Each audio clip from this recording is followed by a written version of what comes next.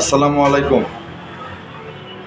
সকলকে fight for লাইফের পক্ষ থেকে শুভেচ্ছা। আসলে আমি জানি যে আমার ভিডিওগুলো অনেকের কাছে আসলে বোরিং মনে হয়, তবে একটা সময় ভাই দেখবেন একটা সময় যায় আপনার সাথেও কিন্তু এই কথাগুলো মিলে যাবে। তবে আজকে যেটা যে উদ্দেশ্যে আমি কথাগুলো বলতে আসতেছি, সেটা আওয়ামী লীগের কিছু পার্সনের বিশেষে।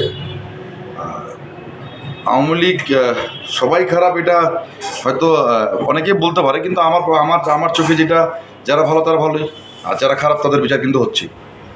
তো যাদেরকে আসলে একটু ভালো ভাবতাম তারাও যে আসলে এত নিকৃষ্ট এটা আসলে জানা ছিল না।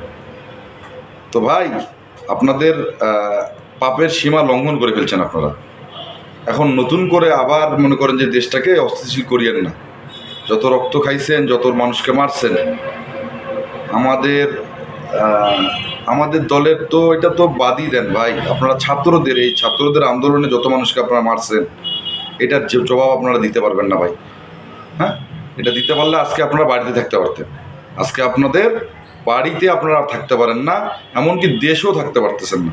আমরা কিন্তু 16 বছর এই দেশের মাটিতে ছিলাম, আমাদের ম্যাডাম আমাদের এই দেশের মাটিতে ছিল। অতএব আমরা জিয়ার সৈনিক ভাই, এটা মাথায় রাখবেন। জিয়ার সৈনিকের বুকের পাটা সবসময় বড়ই থাকে। ভালো থাকবেন সবাই। আসসালামু আলাইকুম।